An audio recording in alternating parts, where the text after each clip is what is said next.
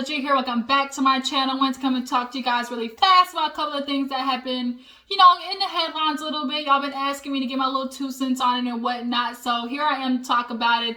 Let's go ahead and get it out the way because woo child, the ghetto. So let's go ahead and start with Miss Monique, you guys. Miss Monique definitely had entered herself into the bonnet debate. We're going to call it Bonnet Gate or whatever. And basically the gist is it all started from the meme of a guy talking about how, women wear the bonnet everywhere. It's like, can you not wear the bonnet out in the streets?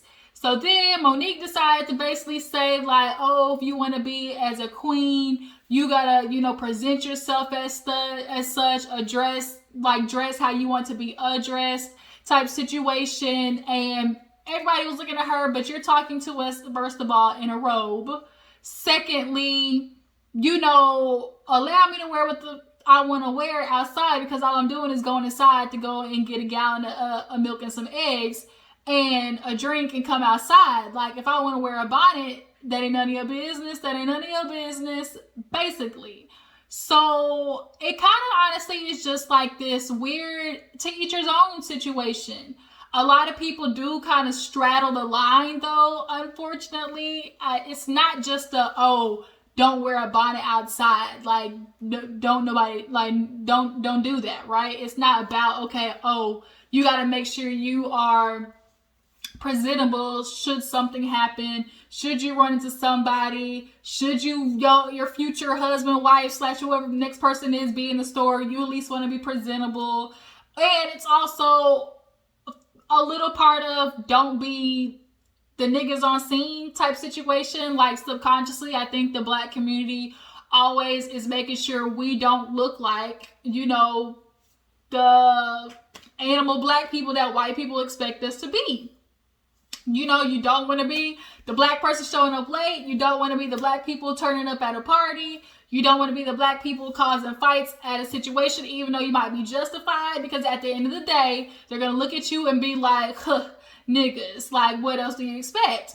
So the bonnet situation, honestly, is kind of an extension of that, if you ask me. It's like, you don't want to look like the ghetto Black person walking in the store. Now, personally, my stance on the bonnet is I necessarily wouldn't go outside with a bonnet on my head. I think, I really like the long scarves that you kind of tie in a knot on top of your head. That's more my type of scene, real Erykah Badu style. But that's just me. But I'm not going to go, as Monique said, you want somebody to come and tap you on the shoulder and say, look, my love, how about you go out and walk in the streets like the queen you are? Like, whose shoulder are you going to be tapping, Monique? Like, I'm not going to walk up to a girl buying Skittles and be like, did you know that bonnet isn't a representation of you as a queen? And get cussed out. Like, because then now we both can be fighting in Walmart over something that's none of my business in the first place. So Monique really just made me laugh in that regards. Like I said, I'm not a person who would wear a bonnet out in the street. If I see somebody else wearing a bonnet out in the street, 80% of us are looking, like, let's not be fake, 90% of us are looking at what people wear out in the store. Actually, hey, now look, Walmart actually has this website. For those who know, there's this website called People of Walmart, right? And it's pictures of people and their crazy ass outfits in Walmart. And boy, let me tell you, it's bad. And I just always think it's like, at least, like, you just never know what is happening. You never know what's gonna, you just never know, which is why you just wear something somewhat, decent. But I get it, understand that when you just gotta run a quick errand, that's what you do. If you don't have your hair done, throw a bonnet on top, that's just what you do. Some people live in a bonnet, just because that's like, they're in their house all day, like, I want my hair protected, cool. But I'm not going to tap on a woman's shoulder and say, hey, look, that bonnet doesn't befit you. Because she gonna look at me like I'm crazy, cuss me out, and then we both gonna be like throwing bows in Walmart. Like I said, or something that's not my business. Now, y'all jump in the comments and tell me, how do you feel about women wearing bonnets in the store? Do you feel like Monique should have kept it hush-hush? Not even express her type of opinion on this situation? Do you guys feel like is wearing a bonnet more a representation of more a dilemma as far as what you want to look like going out for yourself, or what you want to look like in presentation of in case you know, somebody else is out there that might be interested in you, like more like on the spousal finding situation, because that's another thing too. Like Monique and a lot of the men are talking about, it's like, well, don't no nigga want to come up to you and talk to you when you got a bonnet on your head. And it's like, okay, if you can't talk to me with a bonnet on my head, then like we're not meant to be.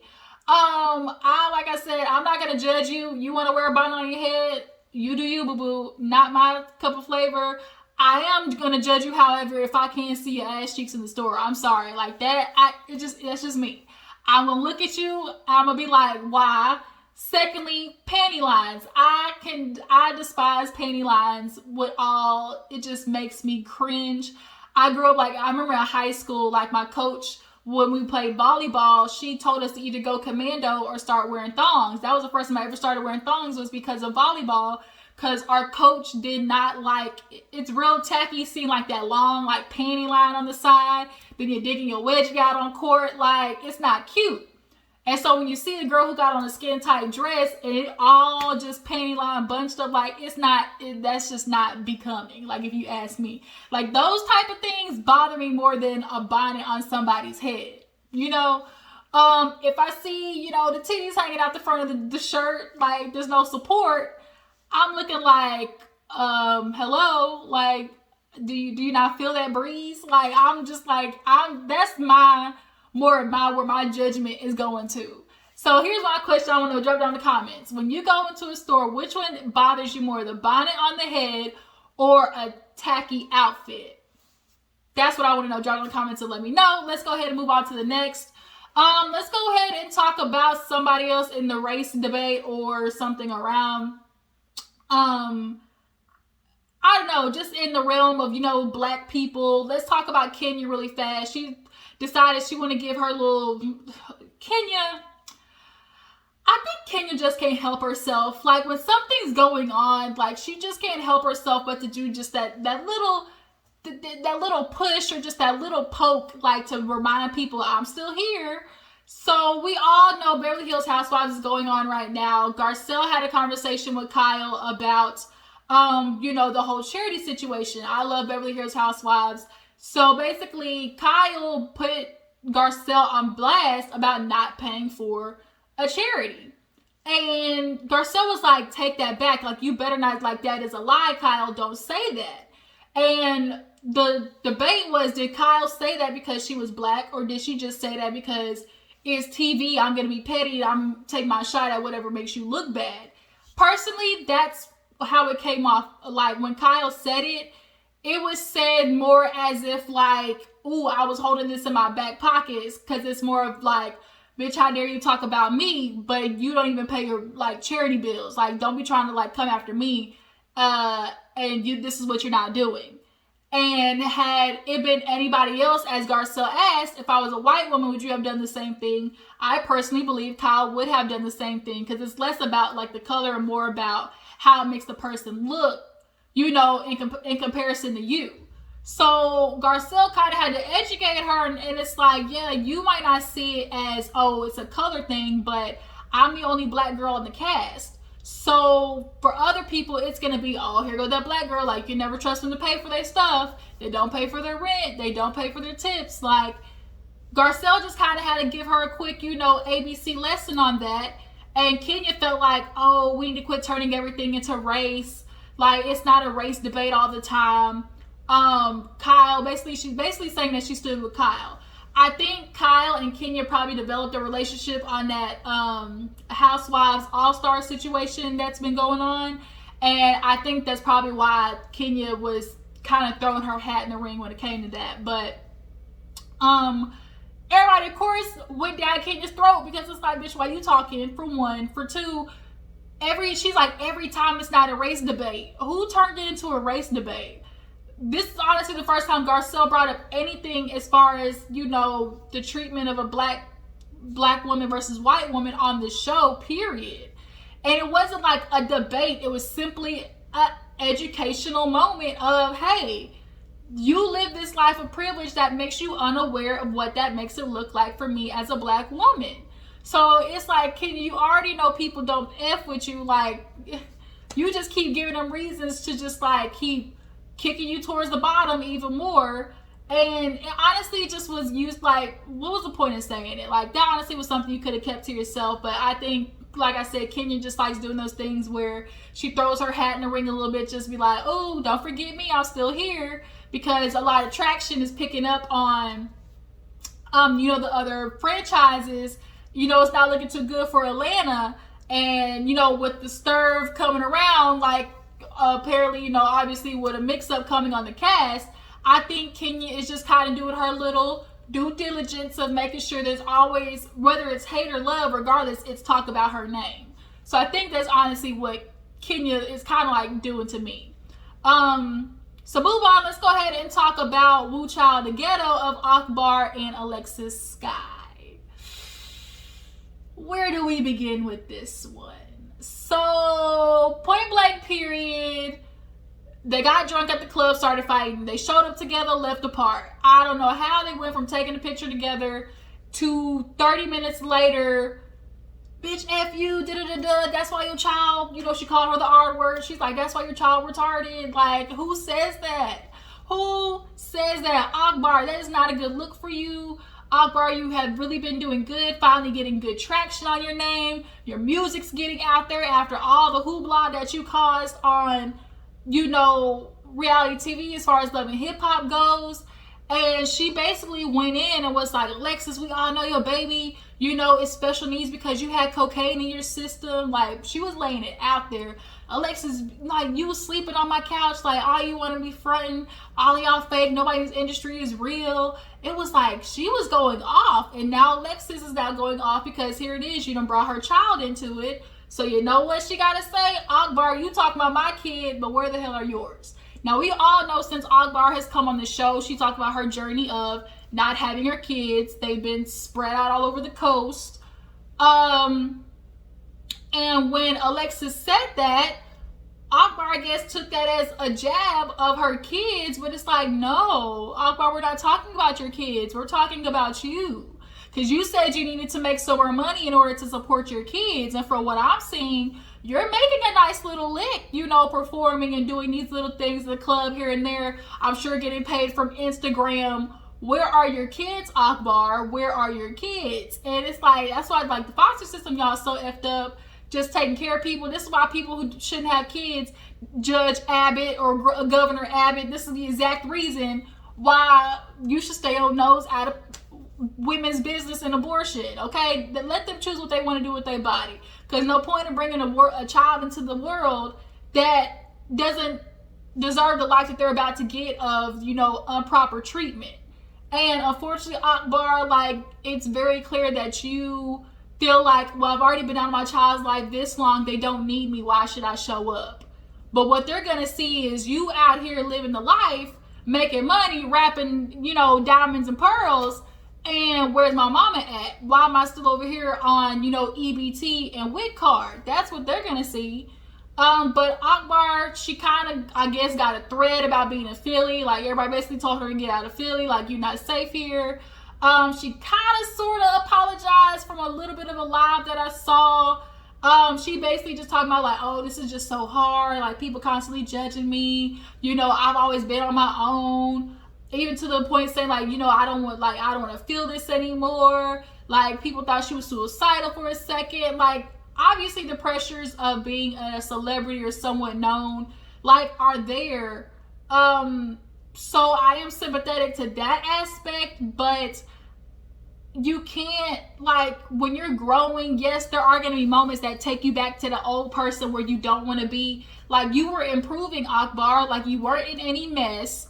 And just like that, you really went back to Love and Hip Hop. Like, I'm sure Mona Scott called you the next day, like, hey, you want to come back, because she still sees that the hood rat is in you. Like, to bring up somebody's child like that and specifically be like, this is why your child's slow. Like, your child got issues because of you. Like, that was a lot, Akbar. And like, for like another fellow black woman who I actually was excited to see her like progress and succeed, because she is talented. That's the thing. Like, I'm a talent person. Like, whether you know it or not, like, talent is talent. We can't deny Akbar got a pen. Like, she can write, but her antics and her childhood trauma clearly keeps popping up. and it's going to affect your career. Now here you are sad on the internet because you have said some foul stuff, and now people are looking at you like, bitch, I don't want to be your friend because you're going to flip on me and use my life against me, and nobody wants a friend like that, period. So speaking of nobody wanting a friend like that, let's go ahead and transition to the big cahoot between Falynn and Porsha. Porsha is, I don't know. Honestly, y'all, when this first broke headlines, I didn't know whether to be impressed or disgusted. Here it is, Porsha, you are this girl's friend. You are engaged to her still husband. It's not looking good. You want to sit there and say that's not my friend, but you brought her on the show and you were in her house multiple occasions.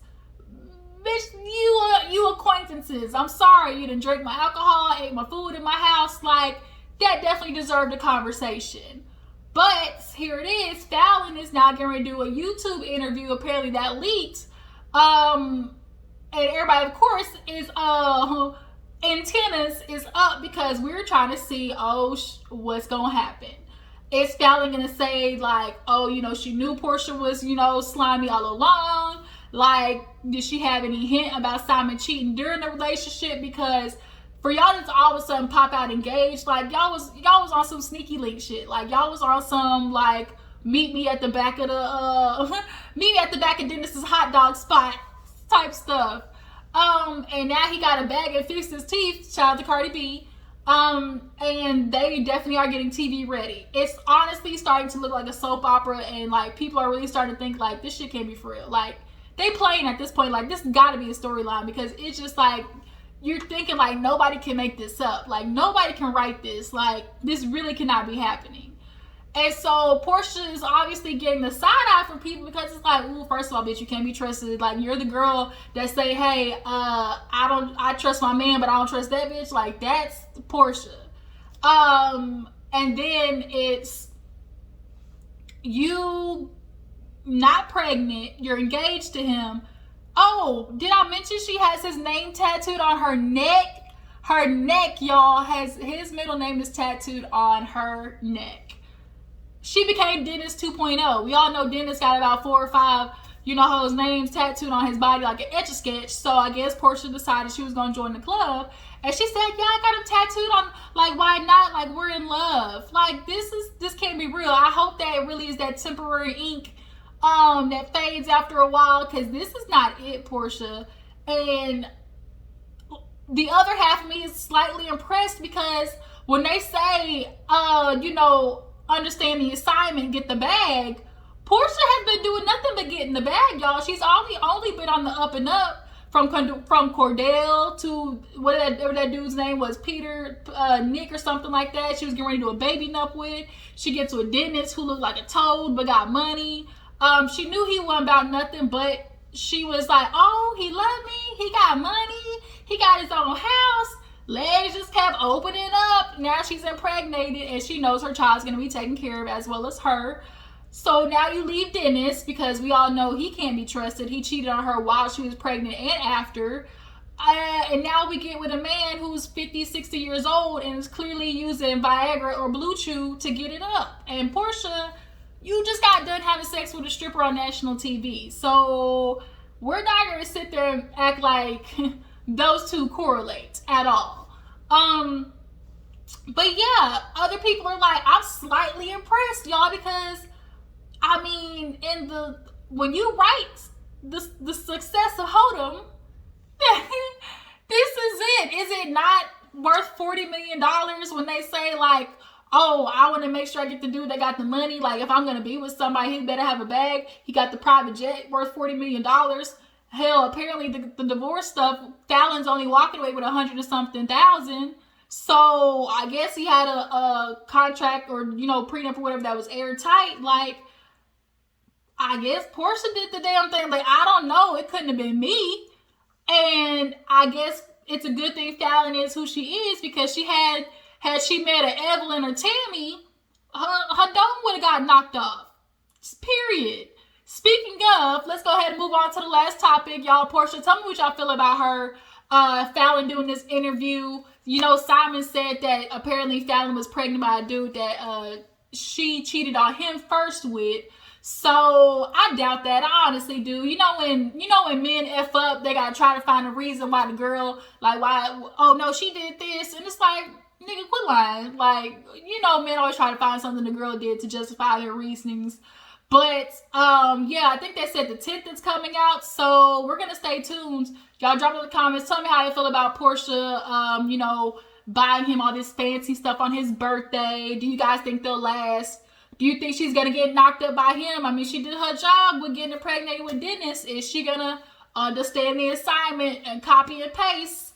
You know, shoot, she already got the answers to one test. All you gotta do is draw it on another one, right? So yeah, let's go ahead and move on to another, you know, Queen of Hold'em. Evelyn. Evelyn's another one. Oh, okay. Oh, y'all, sorry. I'm here sitting there talking. My mom got some fries in the oven and the hoe was hungry. Okay. All right, let me finish up with this song. Go eat, y'all. So we were talking about Evelyn. She's like the next Porsha. Evelyn is leaving Basketball Wives. Can we get a round of applause? Are we sad? No, honestly not. Evelyn, it's been about time for you to go. You have been not the best example of, you know, poise and elegance when it comes to handling yourself. You've thrown wine bottles, you've fought people, you've hopped on tables, you've patted your puss on national TV. It just has 5 more minutes. It just has not been necessarily a good look. And now it is, she's leaving Basketball Wives and basically saying, oh, I have to leave this in order for the universe to open up for me and get me something new. What are you gonna do, Evelyn? Because Basketball Wives has been your check literally for like the past 10 years. You haven't really established anything outside of the show. You've been here that long and you haven't gotten anything. Hey, shh, shh, no, sorry.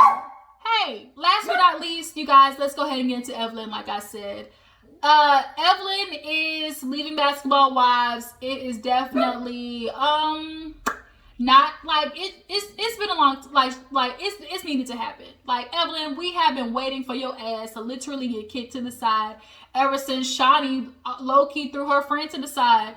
Tammy definitely made a decision that was best for her, and what I think it is so ironic out of all of this, Tammy really won. Tammy came on, the girl from food stamps, you know, synthetic wigs, you know, fighting her ex-husband for like child support. Like, Tammy came on, you know, kind of the ugly duckling. They made fun of her, constantly threw names, constantly like was ragging on her. And if we think about success as far as coming onto a show and evolving into something, Tammy has outdone Evelyn. And has done it without having to do it on her back. Because Evelyn,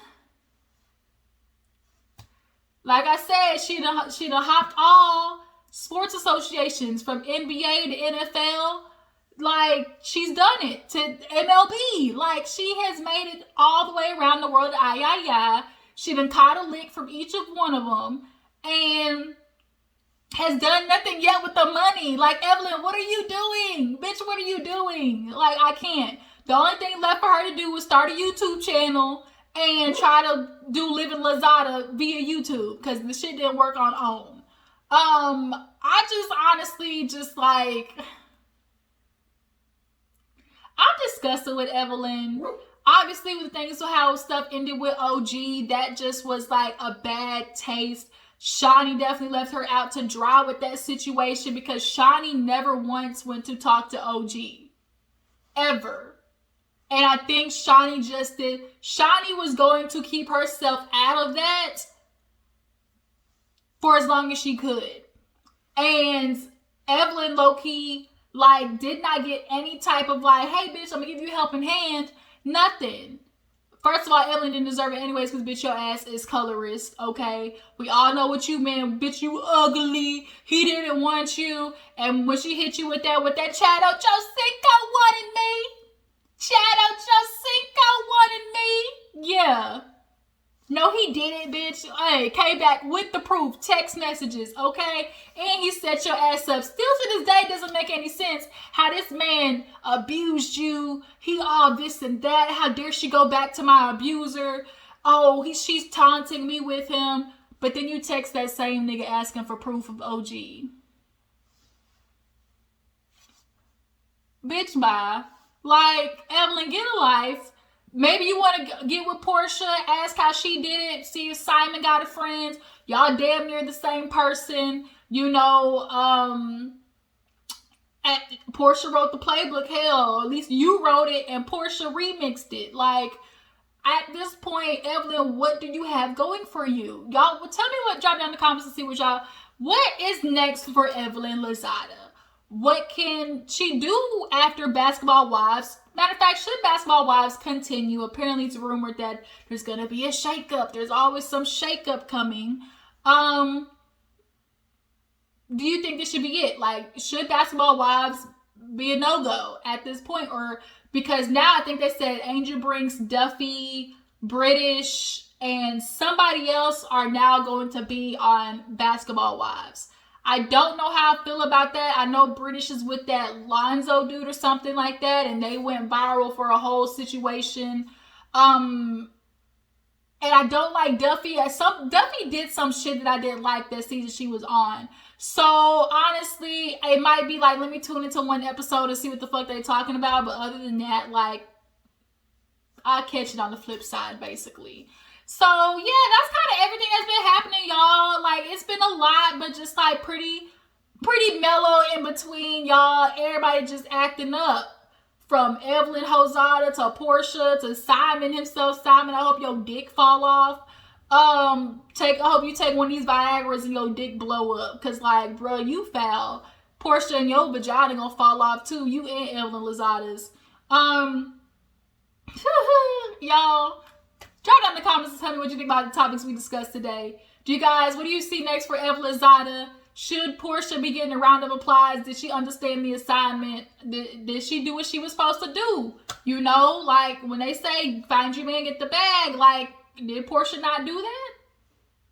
Falynn, do you guys think that Falynn has already found her next partner? Is she already in a relationship with somebody else? She may be, but definitely keep it on the hush-hush until that divorce is final. I wouldn't be mad if she was already dating somebody else that came out with it. The fuck? Like, I wouldn't care. But yeah, you guys, that's pretty much it. I appreciate y'all for tuning in. I will catch you guys later. Deuces.